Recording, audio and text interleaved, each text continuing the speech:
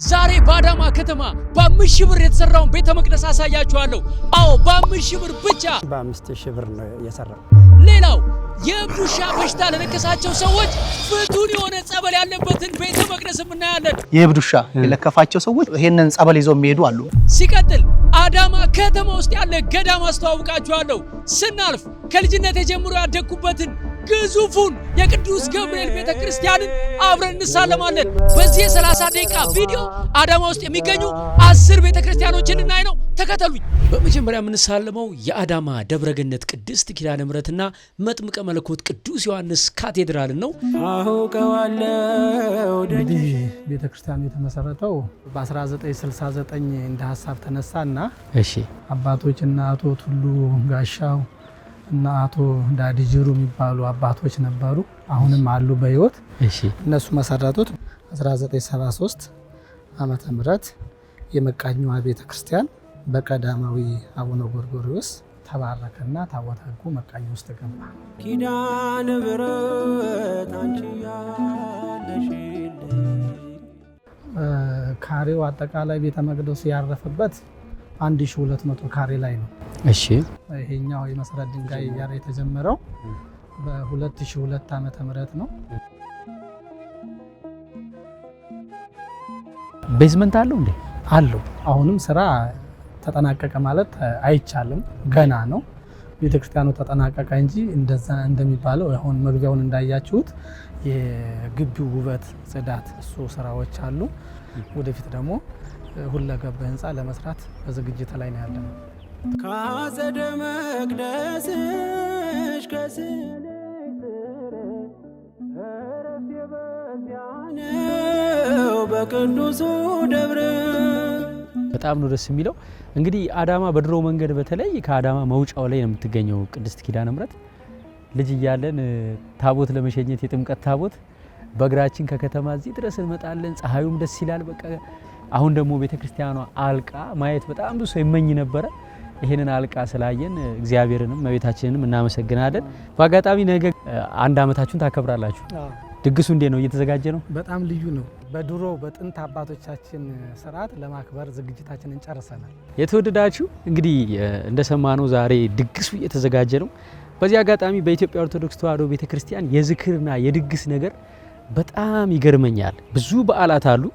አብዛኛው ሰው የራሱ የሚለው የሚወደው የሚያከብረው ተአምር ተደርጎለት ስለተስሎ የሚደግሰው ድግስ አለ። እነዚህ የዝክርና የድግስ ስራዎች በኢትዮጵያ ኢኮኖሚ ላይ ያበረከቱት አሻራና በየቀኑ ኢኮኖሚውን ምን ያክል እንደሚያንቀሳቅሱት ሳስበው ይደንቀኛል። በየቤቱ ዝክር ሲዘከር ድግስ ሲደገስ ታውቃላችሁ፣ ጤፍ ይሸመታል፣ በርበሬ ይፈጫል፣ ቅቤ ይገዛል፣ ምስር፣ ድንች፣ ካሮት ተገዝቶ አንዳንዴ ወጥ ሰሪ ተቀጥሮ እንጀራ ጋጋሪ ተቀጥሮ ወፍጮ ቤቶችም የሚፈጩት ነገር አግኝተው እጅግ በጣም በሚያስደንቅ ሁኔታ ኢኮኖሚው እንደ አዲስ ይንቀሳቀሳል። ሽንኩርቱ፣ ዘይቱ፣ ስጋው ኢቭን የቁም ከብት ያላቸው በግና ፍየል ያረቡ ሰዎች እንኳን ከብቶቻቸውን ለመሸጥ ሰፊ እድል የሚያገኙት የተራበውም የሚበላበት ቢዝነስ የሚሰራውም ገንዘብ የሚያገኝበት የኢትዮጵያን ኢኮኖሚ የሚደግፈው አንዱ የኢትዮጵያ ኦርቶዶክስ ተዋሕዶ ቤተክርስቲያን ትሩፋት ዝክርና ድግስ ነው። እንግዲህ ስትደግሱ ሰማዕታቱን ቅዱሳኑ ብቻ እያከበራችሁ ሳይሆን ሀገራችሁ ላይም ሰዎች ሰርተው እንዲበሉ ምክንያት እየሆናችሁ ስለሆናችሁ ደስ ይበላችሁ ለማለት ነው። በማስከተል ከኪዳነ ምሕረት ወደ ማርያም የናዝሬት ደብረ ፀሐይ ቅድስት ማርያም ካቴድራል። ለማንኛውም በ5000 ብር የተሰራውንና አስደናቂውን የቤተ መቅደስ ህንፃ ሳታዩ ከዚህ ቪዲዮ እንዳትለዩ። ህንፃው መቼ ተጀመረ? 1972 ዓመተ ምህረት ሐምሌ 14 ቀን። ሲያልቅስ መቼ ነው ያለቀው? ይሄ 1980 ዓመተ ምህረት 8 ዓመት ፈጀ ማለት ነው።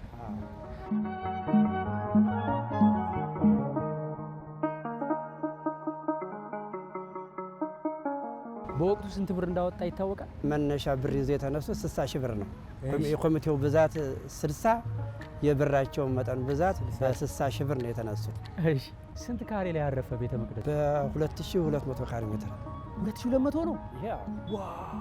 ወደ 11 ሺህ ይሆናል እንግዲህ ግቢው። እሺ አፄ ኃይለ ሥላሴ ናቸው። እዚህ ጋር ቤተ መንግስት ነበር ያቸው ዞን ተብሎ እዛ ከዞኑ ቤተ መንግስታቸው ይህ አካባቢ ጫካ ነበረ። ከዛ በኋላ እሳቸው እዚህ አካባቢ ቤተክርስቲያን ያስፈልጋም ብለው እሳቸው ናቸው እዚህ መሰረት እንዲጣል ያደረጉት። መጀመሪያ ቤተክርስቲያን ታቦታ የመጣችው ከአዲስ አበባ ነው። ጽላቷ እሺ አባ ያሬድ የሚባሉ አባት ነበሩ። እሳቸው ናቸው ያመጣት ከበዓታ ማርያም ከአዲስ አበባ። ታቦቱ የገባው በማን ነው? በአቡነ ተክለ ሃይማኖት ፓትርያርኩ። እሳቸው ናቸው። እዚህ ቤተ መንግስት ሰሩ። እዚህ ቤተክርስቲያን ኃይለ ሥላሴ ማህበራዊ ኃላፊነት ላይ ቤተክርስቲያኗ ምን ትሰራለች? አሁን እዚህ ትምህርት ቤት አለ ከነርሰሪ እስከ 12ኛ ክፍል ተከፍቶበታል። እዛ ላይ በነፃ የሚማሩ ወደ 300 ተማሪዎች አሉ። እንዴ እነሱንም ቤተሰቦቻቸውንም ትረዳለች። በገጠር አካባቢ ላሉ ቤተክርስቲያኖች ለነሱ እንዲደጉም የቆሎ ተማሪዎች በመንፈሳዊ ኮሌጅ ሁሉ ይሄንን ሁሉ ለመስራት አስባ አሁን ህንፃ ጀምራለች። በርካታ አብያተ ክርስቲያናት የራሳቸው ትምህርት ቤት እንዳላቸው ይታወቃል። ትምህርት ቤቶች ደግሞ መምህራን ይቀጥራሉ፣ ሞግዚት ይቀጥራሉ፣ ዘበኛ ይቀጥራሉ፣ ዳይሬክተር፣ አስተዳዳሪ፣ ፋይናንስ፣ ማርኬቲንግ የማይቀጥሩት የሰው ኃይል የለም። ይሄ ሁሉ በቤተ ክርስቲያን ዙሪያ እንጀራ በልቶ የሚያድር በስሩ 3-4 ቤተሰብ ይዞ የሚያስተዳድር የኢትዮጵያ ህዝብ ነው። እንግዲህ ከምስራቀ ፀሐይ ቅድስት ማርያም ቤተ ክርስቲያን ደጃፍ እነዚህ የንዋየ ቅድሳት መሸጫ ሱቆች አሉ። እነዚህ ሱቆች ሳይ ደግሞ ሌላ የቤተ ክርስቲያን አስተዋጽኦ ለኢትዮጵያ ኢኮኖሚ ትዝ አለኝ። ተመልከቱ። ስዕላትን የሚሰሩ፣ አልባሳትን የሚሰፉ፣ ጥላ እየሰሩ የሚሸጡ፣ ጽዋውን፣ መስቀሉን፣ ዕጣኑን፣ ጧፉን፣ ሻማውን የሚያዘጋጁ፣ በትራንስፖርት የሚያጓጉዙ፣ ከመኪና ላይ የሚያወርዱ፣ ሱቅ ከፍተው የሚሸጡ ሰዎች እጅግ በርካታ ሰዎች በቤተ ክርስቲያንና በንዋየ ቅድሳት ኢኮኖሚ እንጀራ እየበሉ ልጆቻቸውን እያስተዳደሩ ይኖራሉ። በዓላት በመጡ ቁጥር በሚሊዮን የሚቆጠሩ ኢትዮጵያውያን የሚገዟቸው ነጠላዎች፣ ጋቢዎች፣ የአበሻ ቀሚሶች፣ የወንድ የአበሻ ልብሶች እንዲሁም ከመላው ዓለም የሚመጡ የዲያቆናት የካህናት ልብሶች፣ ጥላ ላይ የሚጠለፉ ጥልፎች፣ እነዚህ ሁሉ ለሸማኔው ክር ለሚያዳውረው፣ ለሚሰፋው፣ ለሚፈትለው፣ ለሚጠልፈው፣ ልብሱን ለሚያጓጉዘው፣ ለሚሸጠው ምን ያክል ኢኮኖሚ እንደፈጠሩ በየአካባቢያችሁ ያሉ የባህል ልብስ ነጋዴዎችን እያያችሁ ወይም ቁም ሳጥናችሁን ከፍታችሁ ቤት ውስጥ የተሰቀለውን የባህል ልብስ እየተመለከታችሁ መረዳት ትችላላችሁ። የከበሮ ቆዳ ወጣሪዎች፣ ጠላፊዎች፣ እንጨቱን ጠርበው የሚያዘጋጁ ሰዎች፣ የከበሮ ልብስ አልባሾች፣ ጽናጽል የሚሰሩ ባለሙያዎች፣ ጽናጽሉን የሚሸጡ የሚያጓጉዙ፣ መቋሚያ የሚሰሩ ሰዎች፣ አረ ምኑ ቅጡ ተዘርዝሮ ተነግሮ የማያልቅ ኢኮኖሚ በቤተ ክርስቲያን ጀርባ በንዋየ ቅድሳት መካከል ኢትዮጵያን እያንቀሳቀሰ ይገኛል። እነዚህ ሁሉ በማተሚያ ቤት የሚታተሙ የትርጓሜ መጽሐፍት፣ ገድለ ሰማዕታት፣ የመጽሐፍ ቅዱስ፣ የቅዳሴ መጽሐፍት፣ የጸሎት መጽሐፍት ለአታሚው፣ ለአከፋፋዩ፣ ለነጋዴው ምን ያክል የኢኮኖሚ ምንጭ እንደሆኑ አስቡት። በስራው ተሳትፈው በልተው ጠጥተው ቤተሰቦቻቸውን እንዲያስተዳድሩ ትልቅ ምክንያት ሆናለች። ትልቅ ኢኮኖሚ አንቀሳቅሳለችና የስጋም የነፍስም እመቤት የምትባልበት አንዱ ምክንያት ይሄ ይመስለኛል። መቼም ቤተ ክርስቲያን ለኢትዮጵያ ኢኮኖሚ ያደረገችው አስተዋጽኦ እንዲህ ነው ተብሎ ተዘርዝሮ አያልቅም። አሁን ወደ ቀጣዩ ቤተ ክርስቲያን እንሂድ። አሁን ደግሞ ወደ ኮሌጅ አካባቢ እንሂድና የናዝሬት ደብረ አሚን አቡነ ተክለ ሃይማኖት ቤተ ክርስቲያንን ላስቃኛችሁ። ለማንኛውም በ5000 ብር የተሰራውንና አስደናቂውን የቤተ መቅደስ ህንፃ ሳታዩ ከዚህ ቪዲዮ እንዳትለዩ። የመጀመሪያው አቡነ ተክለ ሃይማኖት ቤተ ክርስቲያን በዚህ በአዳማ ከዚህ ከአስፋልት በታች ነበረ። በዚህ በአዳማ ዩኒቨርሲቲ ግቢ ጉባኤ ተማሪዎች በ96 አካባቢ እዛ ከአስፋልት በታች ተሰርቶ ነበር። ከዛ እግዚአብሔር በፈቀደና በወደደ ጊዜ በ2001 ዓ.ም ይሄ ቦታ ተሰጠ ማለት ነው እና ሚያዝያ 3 2001 ዓ.ም በብፁዕ አባታችን አቡነ ጎርጎርዮስ የመሰረት ድንጋይ ተቀምጦ ኦልሞስት በ8 ወር ውስጥ አካባቢ ተጠናቆ ግንቦት 12 2002 ዓ.ም ተመረቀ ማለት ነው። ይሄ ህንጻ ቤተክርስቲያን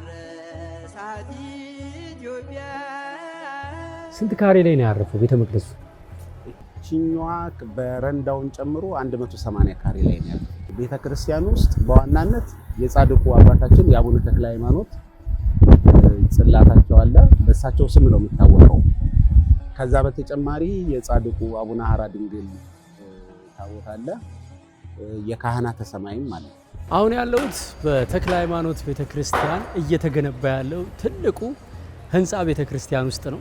እስካሁን ከ70 ሚሊዮን ብር በላይ የፈሰሰበት እጅግ ዘመናዊ የሚያምር ሰፊ ህንፃ ነው። እንግዲህ አስተውሉ። እቺ ትንሽዬ መቃኞ ከተማ ዳር ያለች ቤተክርስቲያን እንዲህ አይነት ግዙፍ ህንፃ ስትገነባ በየከተማው የሚገነቡ ህንፃዎች ደግሞ ቢደመሩ በአሁኑ ሰዓት ኢትዮጵያ ውስጥ የኢትዮጵያ ኦርቶዶክስ ተዋሕዶ ቤተክርስቲያን በስንት ቢሊዮን ብር እየገነባች እንደሆነ አስቡት። ይሄ ህንፃ ሲገነባ ዝም ብሎ አይደለም። አሸዋ ከየወንዙ እያወጡ የሚሸጡ ወጣቶች፣ ድንጋይ አቅራቢዎች ከጠራቢው ጀምሮ እስከ ሹፌሩና እስከ አውራጁ ድረስ ይጠቀማሉ። የብረት አምራች ፋብሪካዎች ከነሰራተኞቻቸው፣ እንዲሁም ደግሞ የብሎኬት ፋብሪካዎች፣ ብሎኬት አምራች ወጣቶች፣ ያንን የሚያጓጉዙ የሚጭኑ የሚያወርዱ ሰራተኞች፣ የቆርቆሮ ፋብሪካ ሰራተኞች፣ ሚስማር ፋብሪካ ሰራተኞች፣ እንደገና ከውጭ ሀገር መብራት የሚያስመጡ ኢምፖርተሮች፣ የሚያከፋፍሉ ነጋዴዎች፣ የስዕል ባለሙያዎች፣ ቀለም አስመጪዎች፣ ቀለም ሻጮች፣ ምንጣፍ አስመጪዎች፣ ምንጣፍ ነጋዴዎች፣ ምንጣፍ አንጣፊዎች፣ የሳውንድ ሲስተም የድምፅ ማጉያ አስመጪዎች፣ እንዲሁም ባለሙያዎች፣ ቴክኒሽያኖች የሚገጥሙት ኢንስቶል የሚያደርጉት ቤተክርስቲያን በኢትዮጵያ ውስጥ አንደኛዋ ቀጣሪ ነች ብል ማጋነን አይሆንም። 500 ሺህ ካህናት አሏት። እንዲሁም ደግሞ የአስተዳደር ሰራተኞች፣ የፋይናንስ ባለሙያዎች፣ ጥበቃዎች፣ ጽዳቶችና በርካታ ባለሙያዎችን የኢትዮጵያ ኦርቶዶክስ ተዋሕዶ ቤተክርስቲያን ቀጥራ እነሱና ቤተሰቦቻቸው እንጀራ እንዲበሉ ምክንያት ሆናለች። በማስከተል ደግሞ ሳርተራን አልፈን ወደ ናዝሬት ደብረ ቤቴል ቅድስት ሥላሴ ቤተክርስቲያን እናምራ። የግቢው ስፋት ምን ያክል ነው? 17000 ካሬ ሜትር ላይ የተቀመጠ ነው። የሰሩት እዚህ አካባቢ ያሉ መላከ ብርሃናት መምሬ ጸጋዬ ወልደ ሰማዕት ናቸው። እሳቸው የሚያገለግሉት ናዝሬት ቅዱስ ገብርኤል ቤተክርስቲያን ነበር። እዛ ያሉ በህልማቸው 3 በአካላቸው በመለኮታዊ ባህሪያቸው 3 ሰዎች ብርሃን እያበሩ መጥተው ይገለጹላቸዋል በህልማቸው። ይህንን ህልማቸውን በመነጋታው ለመምሬ ቀሲስ ተድባበ ገብረሕይወት ያስረዷቸዋል። ሲያስረዷቸው ምን ይላሉ? ቀሲስ ገብረሕይወት ሥላሴ ራሳቸው በመለኮታዊ ባህሪያቸው በሶስትነት ተገልጸው እየነገርኩ ነው። ስለዚህ ፍቃድ እግዚአብሔር አለበት። ቤተክርስቲያኑ እንዲሰራ ያሰብነው የጊዮርጊስ ሳይሆን የሥላሴ ነው በማለት አሳየት። ያንን ጥናት ያደርጉና ቤተክርስቲያኑ የሥላሴ ጽላት የሚገኘው የት ነው ማለት ወደ ወለንጭቲ ቅዱስ ጊዮርጊስ ቤተክርስቲያን ሄደው ይጠይቃሉ። በወቅቱ የነበሩት ካህን ፈቃደኛ ሆኖ አንድ ሥላሴን ጽላት አንድ ዳዊት አብረው ሰጥተዋቸው ይልኳቸዋል ለነኚህ ለሁለቱ ካህን። በወቅቱ ጽላቱ የሚያስቀምጡበት ቦታ ስላልነበራቸው ቅዱስ ገብርኤል ካቴድራል ቤተክርስቲያን ጽላቱን ያስቀምጣሉ። ጽላቱን አስቀምጠው ቦታ ፍለጋ ሲያደርጉና እዚያ አካባቢ ያሉ ሰዎች የእርሻ መሬታቸው ስለነበረ የተወሰኑ ሰዎች ይጠይቃሉ። በወቅቱ የነበረው ዘንጋዳ ተዘርቶበት ነበር። የዘንጋዳዋን አናት ዘንጋዳውን ካነሱ በኋላ በአገዳው ከዚህ ቤተክርስቲያን ወደታች ዝቅ ብሎ የሚገኝበት ግራሩ ስር የዘንጋዳ መቃኙ ቤተክርስቲያን ይሰራሉ እና ከላይ ሳር ያለብሱና ታቦታቸውን አምተው እዚያ ያስቀምጣሉ። ከዛ ወደዚህኛው ቤተክርስቲያን ቆርቆሮ ቤተክርስቲያን ሰሩ። ከዛ በተሸክላ ቤት ትንሽ ቤተክርስቲያን ሸክላ ሰሩ። 4 ማዕዘን እንደዚህ እያሉ ነው እዚህ ቤተክርስቲያን ላይ ተደረሰው። ገጽና ማትቤ ልጀምር ውዳሴ በትምህርተ መስቀል በስመ ሥላሴ ይርቃል ከጎኔ ጠላት። ጥርብ ድንጋይ በረንዳው አቶ ጌታቸው ናቸው ያሰሩት። ስዕላት በጠቅላላ የለውም ነበር ቤተክርስቲያን ሙሉ ስዕሉ እያስተባበሩ ነው ከራሳቸው ህዝቡም እያስተባበሩ የወንዶች በር በደቡብ ያለውን የምዕራብ በር ይሄ አሁን ሲያልቅ ይህንን አጥር ይህን ቴራዞን በጠቅላላ ይህን የሰሩት አቶ ጌታቸው ገላን የድሬዳዋ ሆቴል ባለቤት አዳማ ላይ የሚገኙት። እንደው ደስ ይላል በጣም እግዚአብሔር የተመሰገነውን። እዚህ ቤተክርስቲያን ደባል ታቦታት አሉ። የሥላሴ ቅዱስ ራጉኤል፣ ቅዱስ ኪዳነ ምሕረት። አሁን ደግሞ በቅርብ እስከ ዛሬ ድረስ ተደብቀው ቆጠራ ሲካሄድና የቄሰ ገበዝ ቅይር ቄሰ ገበዞች ናቸው የሚጠብቁት። የመጨረሻው ቄሰ ገበዝ አሁን ላለው ቄሰ ገበዝ ሲያስረክቡ 8 ቃል ኪዳን ታቦት እንደተገኘ። ማህበራዊ እሴቷ ሳይሆን በበጎ አድራጎት ዙሪያ ቤተክርስቲያኗ ምን ላይ ተሳትፋለች? ሰሜን በኩል አንድ የነዳያን ማሰባሰቢያ ቤት ሰርታለች። ህዝቡን ማስተባበር ነው።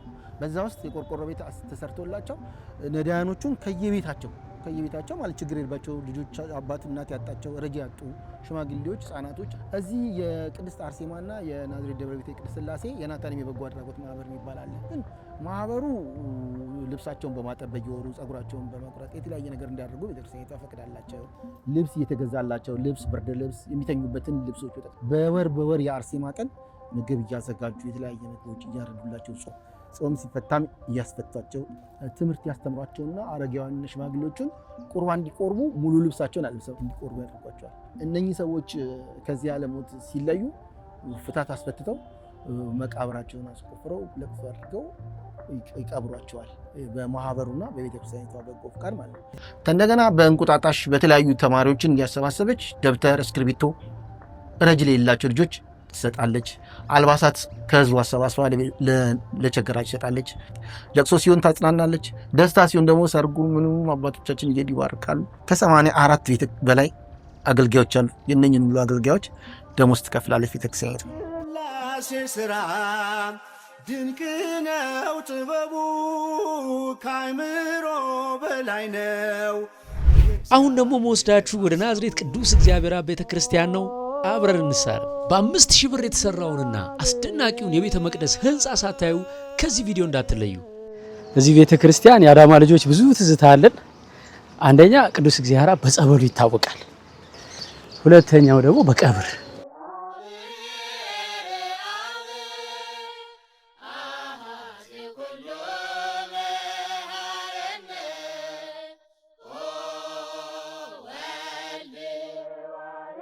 እንግዲህ ይሄ ቤተክርስቲያን እዚህ የተመሰረተው በ1968 ነው።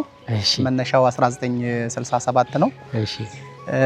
እዚህ ደግሞ እንዲመሰረት መነሻ የሆነበት ምክንያት በወቅቱ የነበረው ወደ 5 ቀበሌ ማህበራት ነበሩ ከዚህ በታች። እነዚህ በአጠቃላይ የቀብር ስነ ስርዓት የሚፈጸመው መድኃኔዓለም ቤተክርስቲያን ነበረ። እነዚህ 5ቱ ቀበሌ ሊቃነ መናብርት ከሌሎች አባቶች ሽማግሌዎች ጋር ይነጋገሩና ይሄ ቦታ እዚህ እንዲሰጥ ጥያቄ ለማቅረብ የጋራ ስምምነት ውይይት ያደርጋሉ። ከዛን እንግዲህ እነዚህ ሰዎች ይሄንን ፍላጎት ይኖራቸው እንጂ የመጀመሪያው ፈቃደ እግዚአብሔር ስለነበረ ማለት ነው። ወደ 22 ያህል ሽማግሌዎችን ይዘው ከተነጋገሩበት በኋላ ቃለ ጉባኤያቸውም አለች። አሁን ራሱ ይሄ ቃለ ጉባኤ የዛሬ ስንት ዓመት ነው? 1968 ነው። 1968 ዓመተ ምህረት ነው። ይሄኛውን ለአውራጃው ይልኩለታል።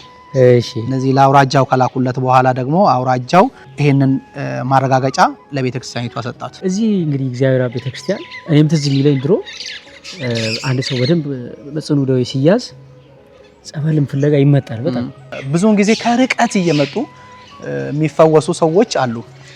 ከእስልምናውም እምነት ከፕሮቴስታንቱም በተለይ ለውሻ ለከፋቸው ሰዎች የእብድ ውሻ ለከፋቸው ሰዎች ወዲያው ከየትም ይሁን ከሰሜን ድረስ መጥተው ይሄንን ጸበል ይዘው የሚሄዱ አሉ። ከካንሰር የዳኑ አሉ፣ ከኤችአይቪ የዳኑ አሉ፣ ከኩላሊት የዳኑ አሉ። የተለያዩ ሆዳቸው ውስጥ ትላትል በቅሎ በዛ ከዚህ ደግሞ የዳኑ አሉ።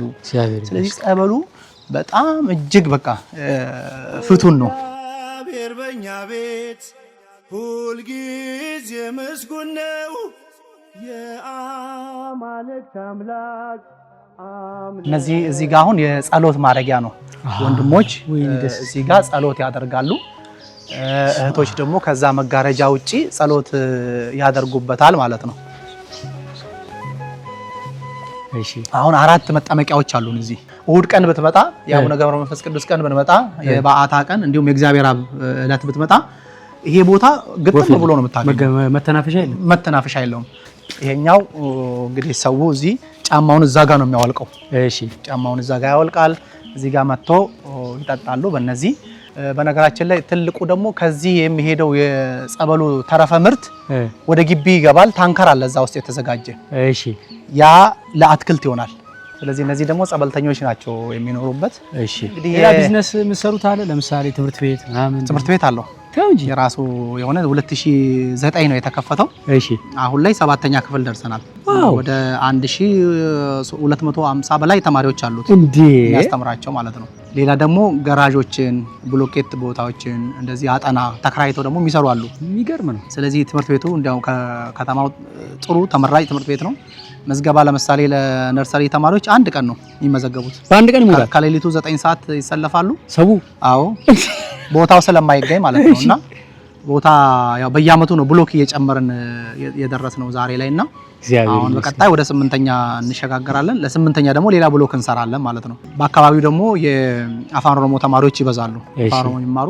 ስለዚህ የእነሱንም ፍላጎት ጭምር ለማሟላት እዚህ አካባቢ የቤተክርስቲያን ትምህርት ቤት አንድ ዮሐንስ ቅዱስ ዮሐንስ አለ። ከዚህ በታች የኛ ነው ያለው። ሌሎቹ ያው ከዚህ ራቆ ስለሆኑ በዚህ ልክ ተመራጭነትም አለው። አንዱ በጎ አድራጎትም ጭምር ነው። በነገራችን ላይ በትንሹ አንድ 25 ተማሪ በየአመቱ ነፃ ይማራል። እሰይ። ከሌላው ደግሞ እጅግ የሚለየን እዚህ 800 ካሬ ሜትር ላይ ያረፈ አዳራሽ አለ። ኦኬ። ብዙ እንትኖች ሰርጎች ይካሄዳሉ። ኪራዩም ደግሞ እንደሌላው እንደ ዓለማዊው አይደለም። በዚሁ አጋጣሚ አትቀየሙኝና አንድ ነገር ልበል።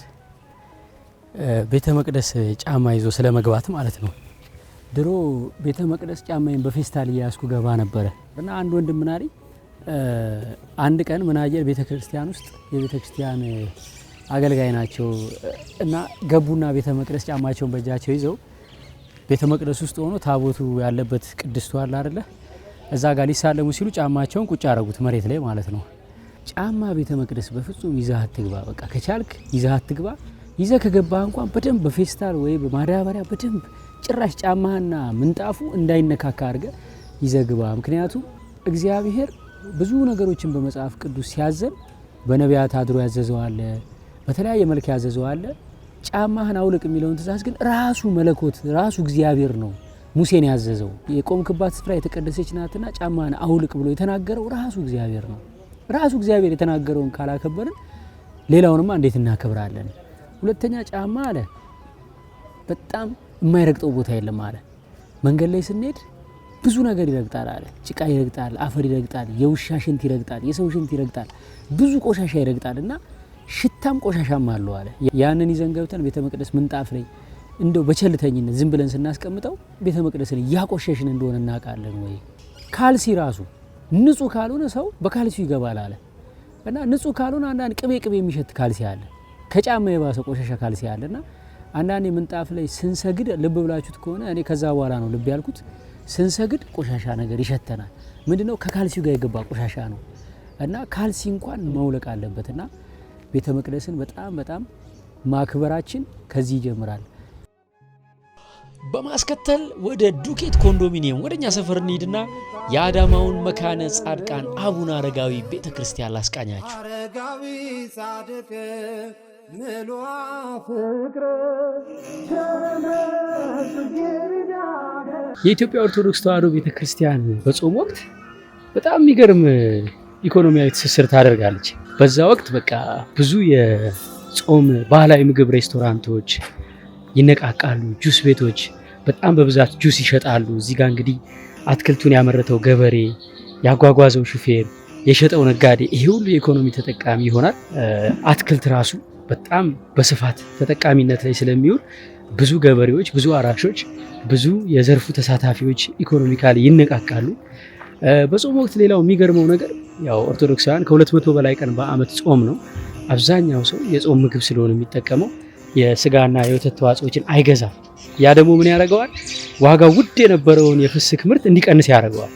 ሲቀንስ በጣም ብዙ ሰው ይጠቀማል ማለት ነው። በተለይ ህፃናት፣ ታማሚዎች፣ በደህናው ቀን ይሄን ገዝተው መጠቀም የማይችሉ ሰዎች ዋጋው ስለሚቀንስላቸው ተጠቃሚ ይሆናሉ።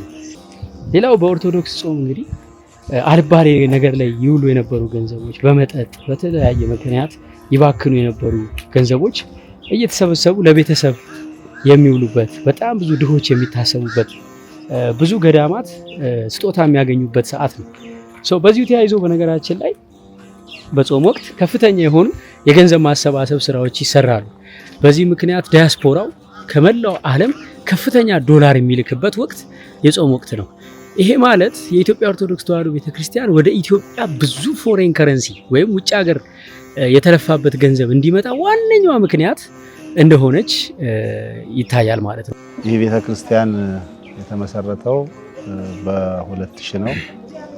በብፁዕ አባታችን አቡነ ጎርጎርዮስ የምስራቅ ሸዋ ሀገረ ስብከት ሊቀ ጳጳስ ያመሰረት ታሪኩ እዚህ ቴክኒክ ማሰልጠኛ የሚኖሩ ወይም ደግሞ የሚያስተምሩም የሚማሩ መምህራን ነበሩ እና ከዚያ ውስጥ የሚማሩት ተማሪዎች ግቢ ጉባኤ ከዚህ አካባቢ ቤተክርስቲያን ስላልነበረ ከዛፍ ስር ቁጭ ብለው ወንጌል ይማሩ ነበረ።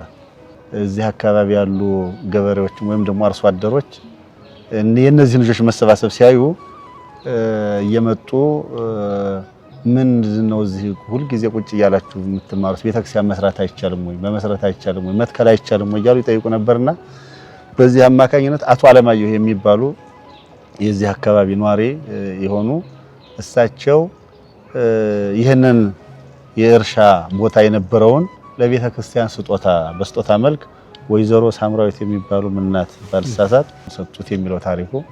ከዚያ በመቀጠል በ2000 ዓመተ ምህረት የአካባቢው ማህበረሰብ ለብፁዕ አባታችን የቤተክርስቲያን ይተከልን ጥያቄ ያቀርባል።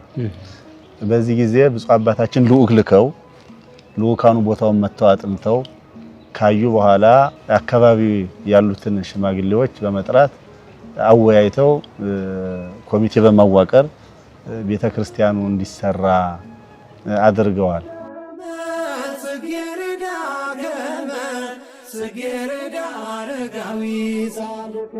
18ኛ የምስረታ በዓል ስናከብር ከካንሰር ከስኳር ከግፊት ብዙ ሰዎች ድነው መጥተው ምስክርነት ሲሰጡ ነበር።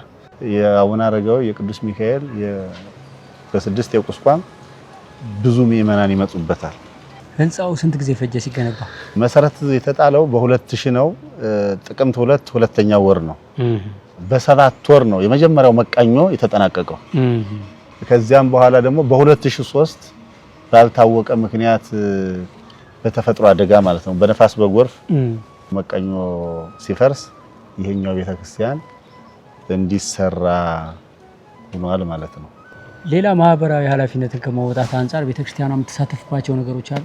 ቤተክርስቲያን እንደሚታወቀው ምስካየ ኅዙናን ናት። አቡነ አረጋዊ አንደኛ ደረጃና አጸደ ህፃናት የሚል አለ። እስከ 50 ተማሪ በነጻ ታስተምራለች። ወላጅ አልባዎች ጧሪ ቀባሪ የላቸውም፣ ልጆች የሏቸውም፣ ቤተሰብ የላቸውም። ማንም ሰው ሊረዳቸው የማይችሉትን ሰብስባ ቤተክርስቲያን ቤት ሰጥታ ታኖራለች ማለት ነው።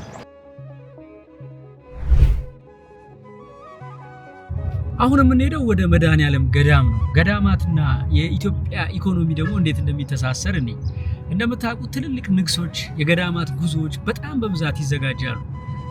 የትልልቅ መኪና ሹፌሮች፣ አሽከርካሪዎች፣ ረዳቶች፣ ነዳጅ ማደያዎች፣ ጎሚስታዎች፣ ጋራዦች እነዚህ ሁሉ በጉዞዎች ውስጥ ከሚመጣው የኢኮኖሚ በረከት ተቋዳሾች ናቸው።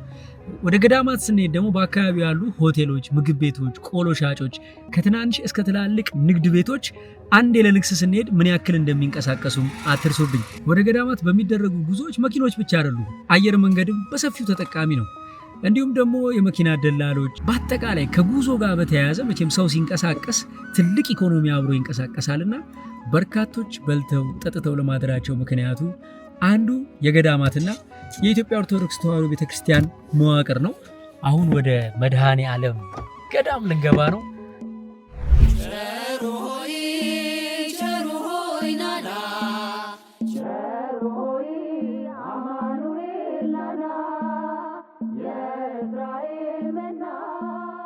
ህንጻው መቼ ተጀመረ? ይሄ በ72 ገደማ ነው። 82 ነው እንደዚህ ነው ያለቀው። 200 ብር ማገኘን 150 ብር ማገኘን ቀን ሙሉ ስንጠብቅ ያ ተለገ ሰው 10 ሳንቲም 5 ሳንቲም ነው የሚሰጠው። በቃ ግማሹ ምናምን ነገር ይጥላል፣ ግማሹ ምህን ይሰጣል፣ ግማሹ እህልም የሚሰጣል። እንደ በቃ በልቋጡ ነው እንደዚህ መጣና ይሰጣል። ይህ የምታዩት ውብና ዘመናዊ ህንፃ ቤተክርስቲያን በጊዜው ተሰርቶ የተጠናቀቀው በ5 ሚሊዮን 200 ምናምን ሺህ ብር ነው ቢባል ማን ያምናል? ለማንኛውም በ5 ሺህ ብር የተሰራውንና አስደናቂውን የቤተ መቅደስ ህንፃ ሳታዩ ከዚህ ቪዲዮ እንዳትለዩ። እንግዲህ እስካሁን በጉጉት የጠበቅነውን በ5 ሺህ ብር የታነጸውን በቅድስት ማርያም ቤተክርስቲያን ግቢ ውስጥ የሚገኘውን አስደናቂውን ቤተ መቅደስ እናያለን። ወደዛው እንሂድ። በ5000 ብር የተሰራውን ቤተ መቅደስ ነው ማሳያችሁ። ከዛ እዚህ ቤተ ክርስቲያን ደግሞ ብር በጀት ፈቅደው 50,000 ብር ፈቅደው ከዛ አገረ ገዢው ግራዝማች ሳሉ ዱፋኤል ይባል ነበር። እሱ ግን ብሩን አልጨረሰውም። በ5000 ብር ነው የሰራው። በ5000 ብር ነው ሙሉ ለሙሉ ቤተ መቅደስ ተሰርቶ ያለቀ። እነዚህ ነገሮች በሙሉ በዛን ጊዜ ርካሾች ናቸው። በ42 እንኳን በዛን ጊዜ አንድ ቆርቆሮ ብር ከ50 የነበረበት ዘመን እና ሲሰራ ሲገነባ በጨፈቃ ነው። ጭቃ እየተወካ በጭቃ የተሰራ ነው እና ከዛ 45000 ብር ተረፋቸው ማለት ነው። ያንን ብር መንገድ ነው ያሰሩበት፣ ትምህርት ቤት አሰርተውበታል፣ ሆስፒታል አሰርተውበታል። ያለ ማራማሞ የሚባለው አጼ ገላውዴዎስ የሚባል አሁን አለ ትልቅ ትምህርት ቤት። አቋሉ ተምሬበታል። እሱን ሁሉ እሳቸው ናቸው። አሁን ደግሞ ያሳደገኝ መልአክ ያደግኩበትን ደብር እናያለን። የናዝሬት ደብረ ሰላም ቅዱስ ገብርኤል ቤተክርስቲያን። ገብርኤል መልአከ ራማ ገብርኤል መልአከ ራማ። ይሄ ቤተ መቅደስ ለኔ ልዩ ትርጉም አለው። ሕፃን ሆኜ ገና ህንጻው ሲሰራ በቁና አሸዋ ተሸክም ያለው እሁድ ቀን አሸዋ እየተሸከምን እየተቀባበልን ላይ ድረስ ሲወጣ በጣም ብዙ የአካባቢውና የአስር ቀበሌ ምዕመናን አሸዋ ተሸክመን መጨረሻ ላይ ስራው ሲያልቅ በጣም ይጣፍጥ ድፎ ዳቦ ይጋገራልና በትልልቁ ተቆርሶ ይሰጠን ነበር። እንስማ ገብርኤል መልአከ ራማ ገብርኤል ቤተ ክርስቲያን እንግዲህ ረጅም ዓመት ልጅ ሆነን ጀምሮ ሲገነባ የነበረ በስፋቱ አዳማ ላይ ትልቁ ቤተ መቅደስ ይሄ ነው ብዬ ነው የምገምተው። ከተሳሳትኩ ታርማለሁ። በጣም የልጅነት ትዝታዎቼ እዚህ ቤተ ክርስቲያን እዚህ መቅደሱ ሳይሆን እዚህ ደብር ላይ ነው የልጅነት ትዝታዎቼን ያሳለፍኩት። ሲፈጸም ዘመኑ ሲያበቃ ከቀናት ሳትዘገይ ሳይጎድል ደቂቃ። ዛሬ ስለዚህ አስደናቂ ቤተ መቅደስ እንዲህ ነው አልላችሁ። ለምን ካላችሁ ከዚህ ቤተ መቅደስ ጋር ተያይዞ ከናዝሬቱ ቅዱስ ገብርኤል ቤተ ክርስቲያን ጋር ተያይዞ ዓለም ሊሰማው የሚገባ እጅግ በጣም የሚያስደንቅ አዲስ ነገር አለ። ያ ነገር አባታችን ቆይ ይለቅና መተ ዶክመንተሪ ትሰራለህ ብለውኛል። ይለቅና መጥቼ ዶክመንተሪ ሰራላችኋለሁ። ዛሬ ግን እንደው ለማሳየት ያክል በአዳማ ካሉ በርካታ አብያተ ክርስቲያናት በጥቂቱ ባለችኝ ሰዓት ውስጥ የዳሰስኩላችሁ 10ሩን ቤተ መቅደሶች ነው። 10ኛውና ትልቁ የናዝሬቱ ደብረ ሰላም ቅዱስ ገብርኤል ቤተ ክርስቲያን ነው። የድሮ ቤተ መቅደስ ክብ ሆኖ በመጠኑ አነስ ያለ ነው። ያው ምዕመናኑ እየበዙ ሲሄዱ ቤተ መቅደሱ ሲያንስ ነው ይሄኛው ትልቁ ካቴድራል የተጀመረው። እዚህ ደብር ላይ እንግዲህ የልጅነት ትዝታዎች አሉ። ሰንበት ትምህርት ቤት የተማርንበት፣ ሐምሌና ታኅሳስን መድረክ ላይ እየቆምን የዓመት ፕሮግራሞችን የሰራንበት፣ እሁድ እሁድ እየመጣን ቅዳሴውን ተሳትፈን ጸበል ጠጥተን የምንሄድበት፣ ጥምቀትና መስቀልን ያገለገልንበት እጅግ በጣም የማይረሱ ትዝታዎች አሉ።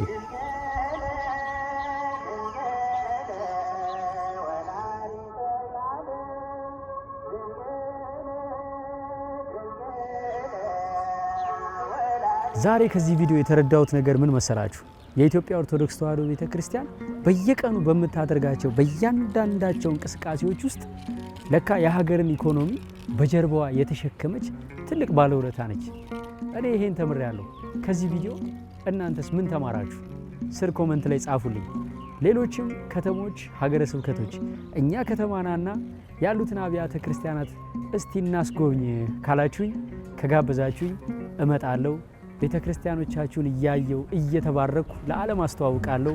በቀጣዩ የቤተ ክርስቲያን ጉብኝት ቪዲዮ እስከምንገናኝ ሰላም ሁኑ።